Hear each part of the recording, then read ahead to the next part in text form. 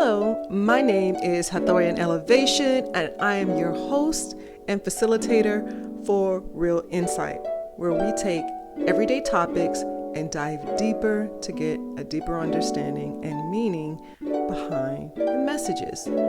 Thank you for tuning in today.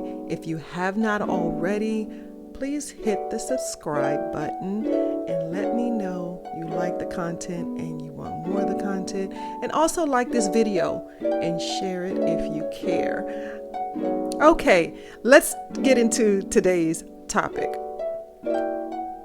So today I want to discuss this reel that was on Instagram probably for about a week. When I saw it, I had actually seen a couple of reels that were using this same excerpt of video, excerpt of audio. Let me correct that. And was surprised that it was put out there, considering the history, the recent history that we've had with taking your own life. So if you missed it, the reel had something to the effect of, if you had have been successful, how long would it have been since we would have lost you? And people were going on there and naming months, years, some were weeks that they were from the time that they tried to commit the S word. I don't want to say what the word is, but I think you can get what I'm saying. And I saw it, and like I said, I was surprised that it was even on Instagram. I didn't quite know how to really look at it at the time because in one point I felt like it could be a good thing because people are expressing that, hey, they thought, however many months it was, before they thought about committing the S word, they were not successful, and they're still here and they're thriving and they're better and they're glad they didn't. However, on the other hand, I'm looking at how someone who is locked in the grips of, a rash decision, depression, whatever it is that they're going through, and how they would view that, and that they may be successful in that because this information is out there. Now, I say that it was up for probably about a week or so because it is no longer there. It seems that Instagram has finally got a hold of it, and they've taken down the audio where that trend was going. But I did get a chance to look at the number of people that had taken interest in sharing their unsuccessful attempts on taking their life, and was surprised not only at the number of people.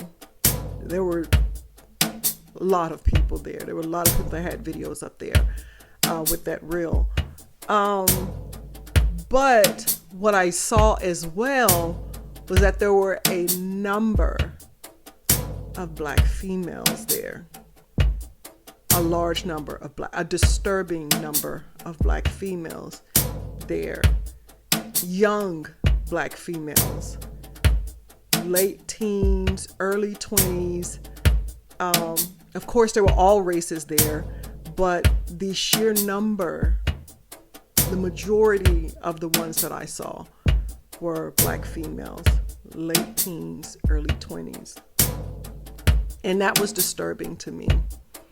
It was disturbing to me for several reasons. Because not only are you looking at how young these people were. Well, I don't even want to start with the age, because it doesn't matter what age. I feel like once you get to a point of you're contemplating taking your own life, things have gotten really serious, and you need to take some time to talk to someone, reach out to get some support. So just that in itself was very disturbing, that there were so many people. The other thing that was disturbing as well was that there were so many young black females on there, like so many young black females. And it was disturbing to me because what it signified is that there is a very big problem with mental health. And it is bigger than we think it is. And the reason that I'm addressing the young black females that were in the list of those that had done these reels is because, first of all, I'm a female. Second of all, I'm a black female. And I've been in that place before. I've been in a place to where whatever it was I was going through at the time felt so heavy and so burdensome that I did not want to continue on. And it really wasn't so much that I wanted to end my life. What it was I wanted the pain that I was feeling to stop. I wanted what I was feeling to be different. I didn't want to feel that. And that at the time seemed to be a way to make the pain stop. Is it the best way? No, absolutely not. And I'm absolutely glad that I was not successful in my attempt as well. Because, yeah, I've gone on, things have gotten better, and all the sorts. My reason for wanting to address this as a first topic of this show is because it really lets me know the need for healing. It really lets me know, although I've definitely, because I've gone through the healing process, I definitely know and understand how important it is and the magnitude of the impact of healing has on an individual. But it lets me know that I need not be overthinking any longer me actually taking the steps to facilitate this show and put the information out there for healing. Are there videos out there currently where people are talking about healing, even on Instagram itself? There are a number of pages and individuals that talk about healing, that talk about, shadow work, that talk about all the things that I'm going to be exploring here. However, what I found out is that there are those that only you will be able to reach out and identify with, or will gravitate towards you. So everyone can't or does not receive well from everybody, because whether it be energetically or whatever the case may be, there's something that resonates with some person that it's like, okay, I've heard that before, but for some reason with you, it really made a difference. Like I really heard it differently. So maybe I'll say something different that has not been said before. Maybe I'll say it in a way that really resonates with you, where you are able to gravitate towards it. So again, going back to the healing portion, in the Black community, not only do we have so much trauma, unresolved, unhealed trauma in our community, we also have a stigmatism about those who go to seek help to heal from that trauma. And it's looked down upon as something negative. But if you need help, you need help. The other thing that we have going on in our community is the whole secrecy thing, with you don't talk about anyone outside the house as to what's going on inside the house. So, and I grew up in that, type of household as well. Whatever goes on in the house stays in the house. You don't talk to not even other family members about what's going on in the house. You don't talk to auntie. If they don't live in the house, you don't discuss what's going on with them. So I grew up in that. And that's a big thing in the Black community. And I want to address that because not only is it really putting us at a disadvantage in being able to properly navigate and handle different things we have going on, it also tells us that if we're hurting, if we are uneasy about something, we just have to suffer through. And so what ends up happening is that we end up putting ourselves in situations or being in situations where, we just suffer in silence. And you end up growing up now to an adult that just suffers in silence. So you hear things about women who are in domestic violence situations, and it's like, well, why didn't she leave him? If it could have been that bad, she stayed with him.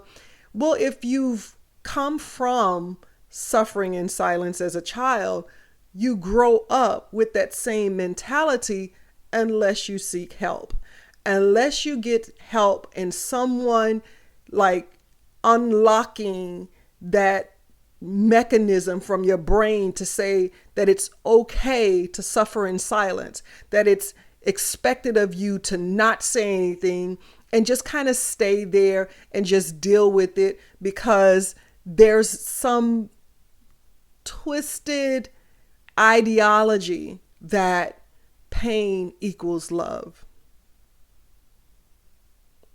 And that in itself is not only sad, but it is very damaging to generations and generations and generations of women. And you see it time and time again. And people judge it because they don't understand it. But this is what, at the core of every show that I do from here on out, will be referencing back to, and that is healing. Because a lot of things, a lot of situations, a lot of instances that take place with individuals, with communities, with families, in the workplace, and things like that. A lot of situations that are happening, you can see the need for healing. And if that person, if we as a whole really sought to seek and do our own self-healing, then we could see our community get healthier. We could see families become healthier. We could see relationships and the way we relate to one another as male, female, healthier, child, parent, healthier. And that's my goal. So just to kind of give you a basis, this is where I'm going to be going on this show and on this topic in specific. I'm thankful that Instagram took the video down, but I'm also thankful that I got a chance to look at it, because the first time I saw it, it kind of like took me off guard, but I didn't go dive deep into it. But when I saw it again, I went and followed the audio to the reel to see who's been posting, like who has videos out there using that same audio. And like I said, I was taken aback with what was put out there. So now you know the basis for Real Insight. The real insight is this: everything that is going on in the world around you starts with you as an individual. And if you take the time to look at what's happening around you and do the work inside of you internally, not just accepting accountability for your actions, but also accepting accountability for the things that happen to you that you've grown from. Let me say that differently. Real Insight is about taking an inside look into your own real clips of your life. Whether there's childhood trauma, whether there's teenagehood trauma, adulthood trauma, it's taking a real insight at the clips in your life and unlocking yourself from those traumatic events and seeking your own internal healing so that thereby you don't become toxic to others. And that's the Real Insight. I look forward to talking to you on the next show. And if you have any suggestions for topics, please leave them in the comment section below. I will be checking and I will reply to everyone who leaves a comment. And yeah, that's what we're going to be talking about here on Real Insight. That's the basis of it. Now, we'll be talking about many topics, but I'm going to show you how those topics, whatever it is, always relates back to you, and to also give you some tools. And we'll learn these tools. We'll go through these tools together. Give you some tools to look at the deeper meaning behind the whatever's in the news, whatever's in pop culture. Give you the tools to see the deeper insight so that you don't miss the lessons, the insight that you can gain to apply to your own life. Thanks so much for tuning in, and I look forward to talking with you again on the next show.